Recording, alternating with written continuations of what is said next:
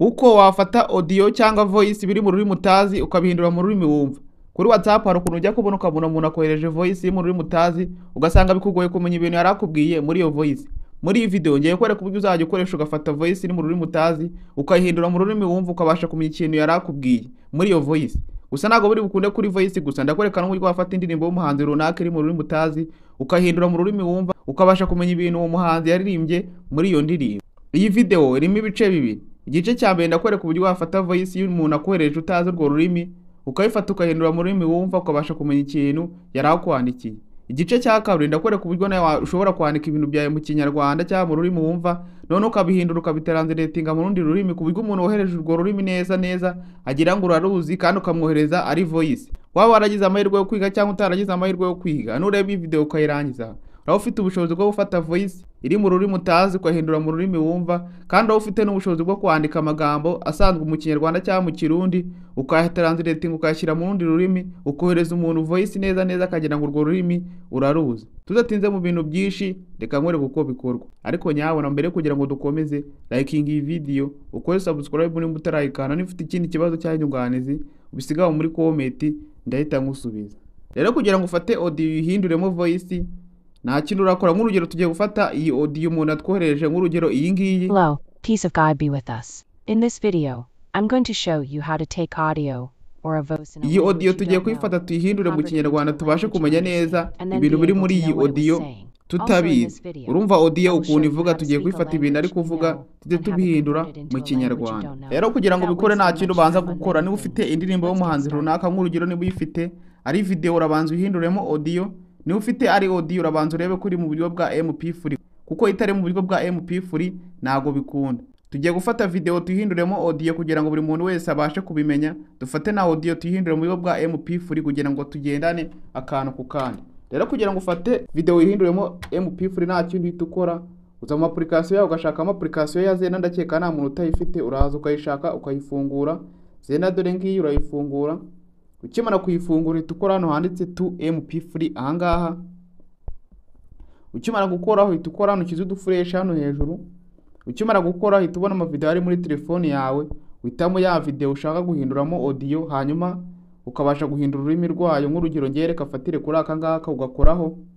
Ukimara kugakoraho ntago bitinda kahita gahinduka audio. Iyo umaze kubikora nk'uko nguko noneho tugiye gufata na audio yacu turebe kuri mu buryo bwa MP3 nayo tuyihindura mu buryo bwa MP3 kugira ngo bize koroha. Rero kugira ngo bikore nta kintu uhita ukora, ufungura Google Play Store yawe cyangwa App Store. Ukimara kuyifungura uhita uza muri search hano munsi. Ukimara kuza hano muri search hano munsi uhita uza muri search hano hejuru. Ukimara kuza muri search hano hejuru uhita wandikamo audio convert. Nk'uko nguko urandika nk'uko nguko ugakora search.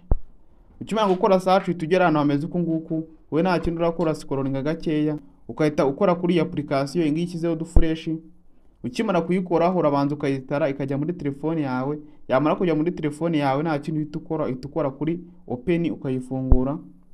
Ukimara gukora kuri open ukayifungura ategeza gakeya. Ukimara gutegeza gakeya uhita ugera kuri taburo imeze uko nguko. Ukimara kugera kuri taburo imeze uko nguko we nta kintu uhita ukora, uhita ukora hano handitse convert file ahangaha. Ukimara gukoraho uhita ugera kuri twa audio turi muri telefone yawe. Audio zose ziri muri telefone yawe uhita uzibona. Rero we nta kintu uhita ukora kuri ya audio ushaka guhindura ururimi rwayo. Urugero ngiye gufatira kuri ya mbere uyikoraho. Ukimara kuyikoraho uhita ugera hano hameze uko nguko. Rero hano wowe witaho ni hano hantu ha kabiri ahangaha handitse format ahangaha, hano hantu k'agakaramu ukoraho. Urabona harimo kategori nyinshi, wowe urabanza ukareba ko biri mu buryo bwa MP3. Urabona twebwe ni mu buryo bwa MP3. Bimaze kubona biri mu buryo bwa MP3 uhita ukora hano handitse convert. Gusa ushobora gusanga kano kantu katavivuye akangaka, urabanza ukakavivura nk'uko nguko. Bimaze kukavivura uhita ukora hano handitse convert ahangaha. Tayari buya audio yacu isijya mu buryo bwa MP3. Ubu noneho tugiye gutangira, nibwo tugiye gutangira. Rero kugira ngo ufate ya audio uhita uyihindura ngo nimwumva kugira ngo bikore nta kintu urakora, urafungura Google Chrome yawe. Ukimara gufungura Google Chrome yawe urahita uza muri search hano hejuru.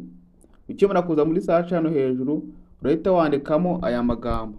Urandika speech to text nk'uko nguko urandika, nk'uko nguko nurangiza ukore kuri ita ushakishe gakeya.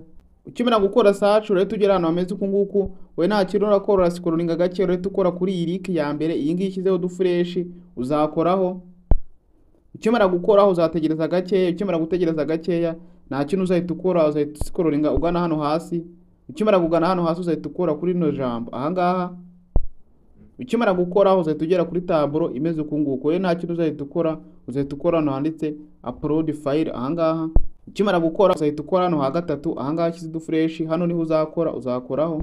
Ukimara gukora uzasanga harimo amavideo, we nta kintu uzahita ukora, uzahita ukora hano hejuru shyize udufresh aha ngaha, uhita ukora kuri audio aha ngaha. Ukimara gukora kuri audio hazahita haza ama audio ufite kuri telefone yawe, nta kintu uzahita ukora, uzahita uhitamo ya audio ushaka guhindura ururimi rwayo, uzayikoraho. Nk'urugero ngiye gufatira kuri iyi ngiyi ya mbere, uzayikoraho. Ukimara kuyikoraho uzahita ugera kuri taburo imeze uku nguku, we nta kintu uzahita ukora, uzahita uvivura kano kantu. Numara kukavivura nguku nguku uzahita ukora hano handitse hano kuri language aha ngaha. Ukimara gukora uzahitamo ururimi urwarirwo, niba ari igifaransa, niba ari icyongereza, uzahitamo urwo ushaka rwose. Urabona twebwe ya audio yacu, urabona hano harimo indirimbo nyinshi, kandi ya audio yacu wumvise ko iri mu cyongereza. Urabona hano harimo indirimbo nyinshi zigiye zitandukanye. Twebwe rero kuko ari icyongereza tuzahitamo icyongereza, uzagikoraho.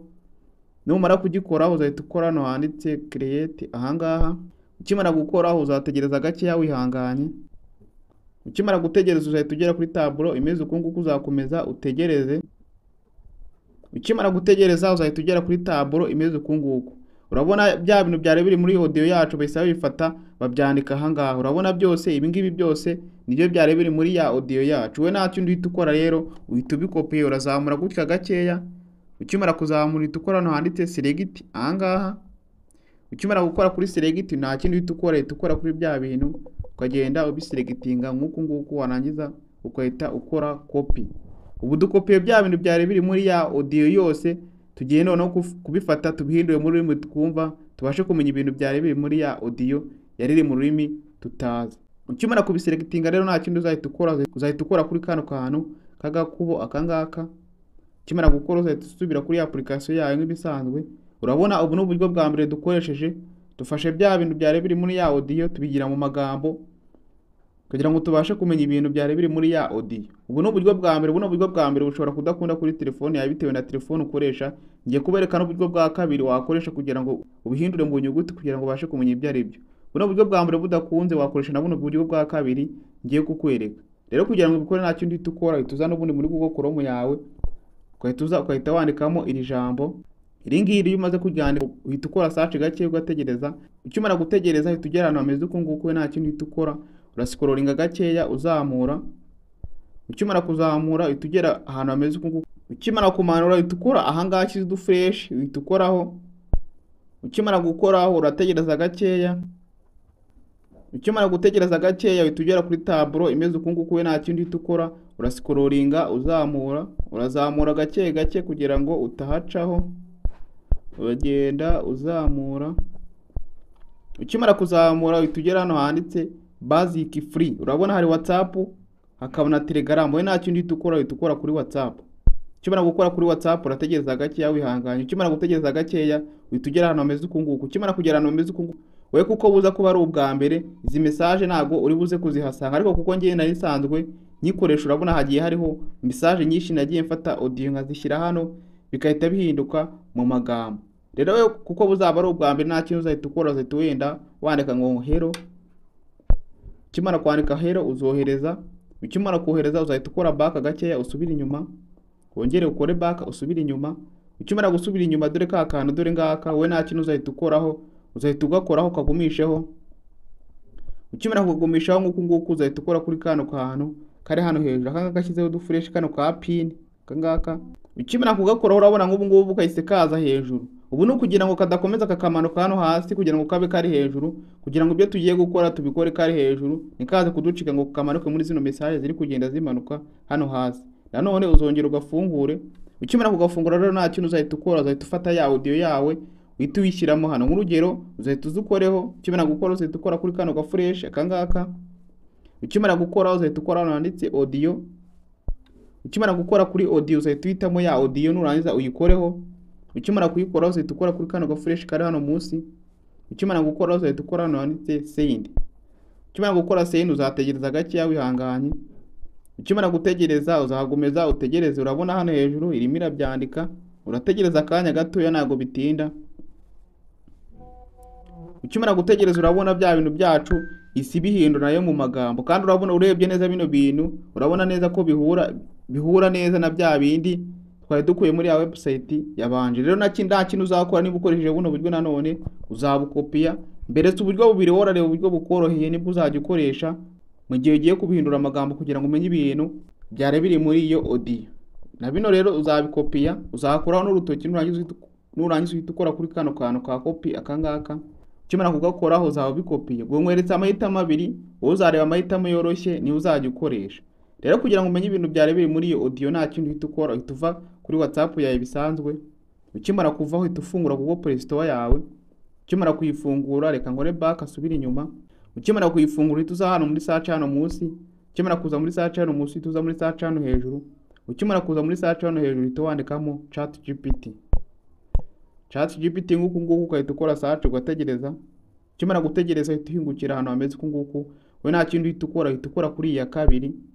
Ukimara gukora niba ari ubwa mbere urabanza uyinstall ije muri telefone yawe. Niba usanzwe uyifite tayari reka tuhite dukomeza. Ukimara kujya muri telefone yawe uzahita uza muri application zawe uyifungure. Uzahita uza muri application yawe uyifungura. Ukimara kuyifungura we nta kintu uzahita ukora, uzahita uvuga ati shyire amagambo mu Kinyarwanda. Niba uri umurundi uzahita uvuga ati yashyirire mu Kirundi.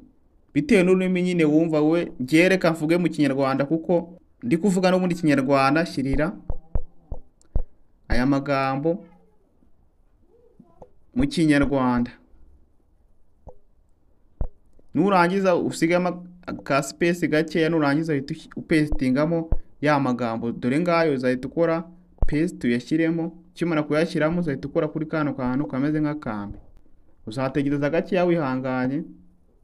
Tayari urabona bya bintu byacu isi bidushyirira mu Kinyarwanda. Kandi urebye neza urabona bya bintu byari biri muri ya audio birahura neza n'ibintu biri kuri aya magambo, kandi urabona ko biri mu Kinyarwanda. Rero waba ufite audio iri mu rurimi utazi cyangwa voice iri mu rurimi utazi, urabona ko ubashije kuyihindura mu rurimi wumva. Dukoresha amagambo kuko ari bwo buryo navuga ko ari nkaho bworoshye, kuko AI nyinshi ntago ziramenya Ikinyarwanda. Ndagerageje ubundi buryo mbona uburyo wafata audio ukayihindura mu bundi rurimi bikunda ku ndimi mpuzamahanga, sanga Ikinyarwanda nta kirimo. Mpitamo kubereka buno buryo kuko na buno buryo ni bwiza. Urabona ibyari biri muri audio tubihinduye mu magambo, tumaze kubindura mu magambo tuhita tunabihindura mu Kinyarwanda.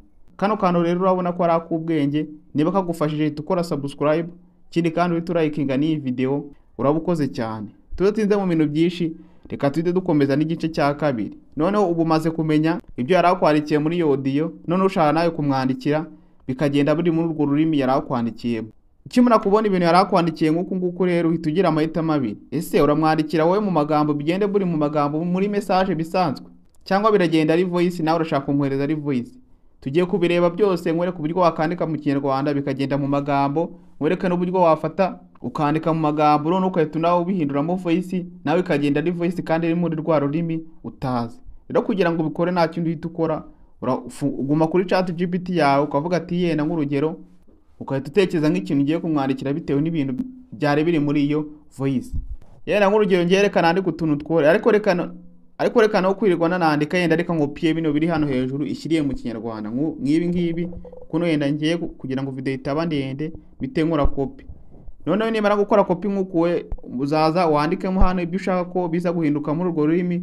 Nurangiza kubyandika nk'uku uzahita usigamo ka space gakeya, uvuge ati shyira aya magambo mu Cyongereza, cyangwa uvuge ati shyira aya magambo mu Gishinwa bitewe n'ururimi yarakwandikiye. Shyira aya magambo mu Giswahili bitewe n'ururimi rwari rwo rwose. Nurangiza uhita ukora kuri kano kantu kameze nk'akambi. Nurangiza gukora uzategereza. Tukimara gutegereza nk'uko twayibwiye ngo bidushyirire mu Cyongereza, urabona bya bintu byacu isi bihindura mu Cyongereza. Nimara kubindura mu Cyongereza we nta kintu uzahita ukora, uzahita ubifata nk'uku nanone ubisilegitinge ubigire kuno. Nurangiza uhita ukora kuri kano kantu ka copy ubikopiye. Byari mu Kinyarwanda turabifashe tubihindura mu Cyongereza. Gusa se mu Cyongereza ushyiramo ururimi rwari rwo rwose ushaka, nk'urugero Igishinwa icyo ari cyo cyose nta kibazo birakunda. Numara kubikopiya rero nta kintu uzahita ukora, uzahita uva kuri ChatGPT yawe. Niba uhisemo kumwoherereza bimeze uku nguku mu magambo, uzahita ujya kuri wa muntu bya bintu wakopiye uhite ubimwoherereza, bizamugeraho n'ubundi ari icyongereza cyangwa ururimi wahisemo. None tugiye guhita dukomeza n'agace ka kabiri ngwere ku buryo none wahita ubihinduramo voice, bikagenda ari voice kandi iri mu rurimi utazi. Rero kugira ngo bikore nta kintu uhita ukora, ufungura Google Play Store yawe cyangwa App Store bitewe na telefoni ukoresha, ukankore back asubira inyuma. Ukimara kuyifungura ituza muri search hano munsi, ukimara kuza muri search hano munsi ituza muri search hano hejuru. Ukimara kuza muri search hano hejuru ite wandikamo Dream Face, Dream Face nk'uku nguku, urandika nk'uku nguku ugakora search gake ugategereza. Ukimara gutegereza uhita ugera ahantu hameze uku nguku, we nta kindi uhita ukora, uhita ukora kuri application ya kabiri iyi ngiyi.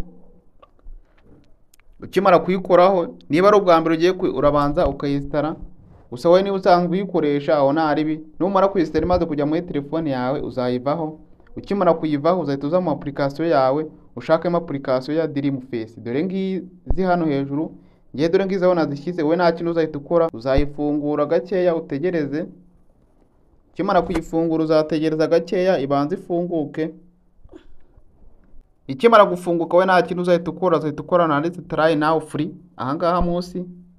Ukimara gukora uzahita ukora kuri kano kantu shyizeho dufresh hano hejuru, kano kantu kagakubo uzakoraho. Ukimara kugakora uzahita ukora nanditse allow. Ukimara gukora allow uzahita ugera ahantu hameze uku nguku. Rero we nta kintu uzahita ukora, uzahita ukora ahangaha shyize dufresh, hano handitse voice studio, ahangaha shyize dufresh, ahangaha uzakoraho. Ukimara gukoraho uzahita ugera kuri taburo imeze uku nguku. We nta handi uzahita ukora, uzahita ukora hano handitse text to audio, ahangaha uri kubona hano shyize dufresh uzakoraho, nta handi uzakora, uzakora hano. Ukimara kugera ahangaha rero we nta kintu uzahita ukora, uzahita ufata bya bintu byawe ukoze urutoki hano. Ukimara kurukoza uzahita ureba bya bintu byawe umaze guhindura mu rurimi utazi, nurangiza uhita uza ubishyiremo hano. Tuvuye muri ChatGPT bihinduye mu rurimi dushaka ko biza kumugeraho byabaye, uzabishyiramo hano. Ukimara kubishyiraho hano nta kintu uzahita ukora, uzahita ukora hano handitse continue ahangaha. Ukimara gukora continue uzahita ugera hano hameze uku nguku. Aya yose ni amasaundi, uhitamo agasaundi nyine bitewe n'ahantu wishimiye. Nk'urugero urumva kano ukuntu kavuga, hano haba hagiye harimo amajwi agiye atandukanye y'abakobwa, y'abagabo, ay'abana. Wowe uhitamo nyine akantu k'akajwi nyine wumva nyine ari keza nyine karibuze kumugeraho nyine wumva bivugitse neza. Wowe uhitamo ako ushaka. Urugero ngiye kuko ndi kubereka, reka mfatire kuri aka ngaka ugakoraho. Ukimara kugakoraho ukumva birahura uhita ugakoraho kuno ukagumisha. Ukimara kugumishaho nk'uku nguku uhita ukora hano handitse continue ahangaha. Ukimara gukora uhita uhitamo uburyo audio yawe uri buze kubivuga. Ushobora guhitamo yenda nka hano nk'urugero nk'ikizeru cyangwa hano bitewe naho ushaka ari hose. Ukimara guhitamo yenda nk'urugero twebwe reka twifatire hano. Ukimara guhitamo nk'uku nguku nta kintu uhita ukora, uhita ukora handitse animate hano munsi uri kuhabona.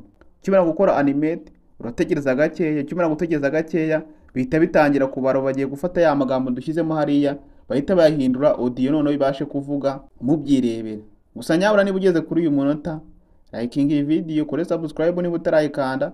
Ikindi kandi iyi video igufashije jya uhita ubimbwira muri comment tumbwire ati iramfashije cyane, bari aho twakoze amakosa tubwire ati muri video zikurikiyeho tuzabashe kuyakosora. Urabona tayari bidatinze ya magambo dushyizemo hano yacu ahita ahindukamo audio. Urabona iyi ni audio, reka nongere mwumve. Also in this video, I will show you how to speak a language you know and have tayari urumva ya magambo dushyizemo hano ahise hindukamo audio. Rero kugira ngo gasavinge muri telefone yawe kamaze kuba audio nk'uku nguku nta kindi uhita ukora kuri kano kantu kameze kanga fresh, kano gacuramye, kano kareba hasi, akanga kashyizeho du fresh ukoraho. Ukimara gukora urabona tayari kahise kajya muri gallery ya telefone yacu. Iyo kamaze kujya muri gallery ya telefone yacu uhita uva kuri Dream Face yawe. Ukimara kuvaho uhita ujya muri file ya telefone yawe. Ukimara kuva urabona kahise kaza ari nka video. Rero kaje ari nka video nk'uku nguku nta kindi uhita ukora, uhita ufungura application yawe yazenda nk'ibisanzwe. Niba ufite application yawe yazenda muri telefone yawe urayifungura. Ukimara kuyifungura uhita ukora kuri MP3 n'ubundi. Ukimara gukora uhita ukora hano hejuru ushyize du fresh. Ukimara gukoraho dore ka video kaje, dore naka ngaka uhita ugakoraho nk'uku nguku. Ukimara kugakoraho nk'uku nguku tayari kaba gahindutse audio. Iyo kamaze guhinduka audio nk'uku nguku rero uhita ujya kuri WhatsApp ukahita ureba nka wa muntu nk'urugero ukahita ugakora kuri buno bufresh aka ngaka. Ukimara gukora uhita ukora hano handitse audio, ukimara gukora kuri audio uhita uhitamo ka audio ukahita ukakamwohereza. Nk'urugero reka dore n'aka ngaka uhita ugakora, uhita ukora hano hantu ho kohereza, ukahita ukora send. Ukimara gukora send urabona ko tayari kahise kagenda, Hello, kandi peace of urumva God ko be with kagiye us. mu In Cyongereza. this Urumva reka ncurange mwumve. in this video, I'm going to show you Urumva how to tayari take kahise audio kajya or a mu voice in a rurimi language you twashyizemo don't know, n'ubundi ntabwo byigeze convert it into a bihinduka ngo language bigume you mu understand, Kinyarwanda. and then be Rero able ni to ubu know buryo what it ushobora was gufata saying. audio Also, riri mu in this rurimi video, utazi I ukayihindura will mu show rurimi you how to wumva. speak a language you Urabona know nkoresheje kano and have it kajwi, converted uko into a wakoresha kano language you kajwi don't ni nk'uko know. wakoresha Without voice wasting y'umuntu much time on runaka, ni many nk'uko things, wakoresha let's get audio started. y'umuhanzi runaka. Ni buno buryo ushobora gukoresha ugafata audio iri mu rurimi utazi ukayihindura mu rurimi wumva. Ni n'ubu buryo ushobora gufata ukandika amagambo ukayandika mu Kinyarwanda ukayahindura mu rundi rurimi, wamara kuyahindura mu rundi rurimi ukahita unayafata ukayahinduramo audio ukayohereza umuntu neza ari audio akagira ngo neza ibyo bintu niwe wabivuze. Rero bino bintu urabona ko ari uburyo bwiza kandi urabona ko ari uburyo bworoshye, burakunda kuri telefoni zose. Ubigerageze kuri telefoni yawe, nibikunda ugaruka muri comment umbwire ati byakunze. Niba ugira n'ikindi kibazo ukabona ntibinakunze nabyo bishyiraho muri comment, mba ndahari ku bwanyu, ndaza ngasoma comment zanyu. Uwo bitakunze ndaza nkamufashiriza muri comment, nkabasha kumenya aho byapfiriye, nkabasha kumukosora kugeza nawe bikunze. Rero nyabona niba ugeze kuri uyu munota nagira ngo mbaze mushimire, uri umuntu w'umugabo cyane. Nta kindi kiguzi mba ngusabye, kora like, ukore subscribe, ujya muri comment umbwire ati byakunze, cyangwa umbwire ati kuri uyu munota uyu n'uyu narashe imbogo nabyishe, umbwire ati byapfuye gutya na gutya. Nabyo ndabyemera, nta kibazo, ibyo nabyo biremewe. Byo bisigaye muri comment, video zizakurikira ngenda mbikosora. Kuko kubaho mu buzima ni ukwiga, umuntu agenda akosa nyine, ko umuntu agenda akosa udukosa agenda dukosora uko agiye tumenya. Rero niba ari udukosa wabonye muri video udusigaho muri comment, nzagenda nukosora muri video zizakurikira. Nta kindi kiguzi rero ngusabye, like, kora like, kore subscribe na comment, nazo ni ingenzi. Niba kandi hari n'undi muntu uzi video yagirira akamaro nawe uyimusangize abashe kumenya kano kantu, kuko kano kantu urabona ko ari ak'ubwenge. Umuntu uwo ari we wese kamugirira umumaro, nawe akajya abasha kwifatira audio iri mu rurimi atazi akahindura mu rurimi yumva, akanavuga n'amagambo ari mu rurimi rw'Ikinyarwanda akayafata akahindura mu rurimi atazi. Urabona ko ari ibintu byoroshye. Rero niba ukeneye no kumenya uburyo wafata video iri mu rurimi utazi ukahindura mu rurimi wumva, nabyo igitekerezo cyawe gisigaho muri comment. Video zizakurikira iyi ngiyi nzahite mbakora nkwereka uburyo wafata video ukahindura mu rurimi wumva, ukaba wafata na video iri mu rurimi rw'Ikinyarwanda ukahita uyihindura mu rurimi utazi. Ibyo nabyo birashoboka cyane. Rero ibyifuzo byanyu biba bimeze nk'itegeko iyo bingezeho. Ciao, mugire ibihe byiza, ndabakunda cyane. Ubwo video zizakurikira iyi ngiyi nzasubiza ibibazo muzamwambajije aho muri comment.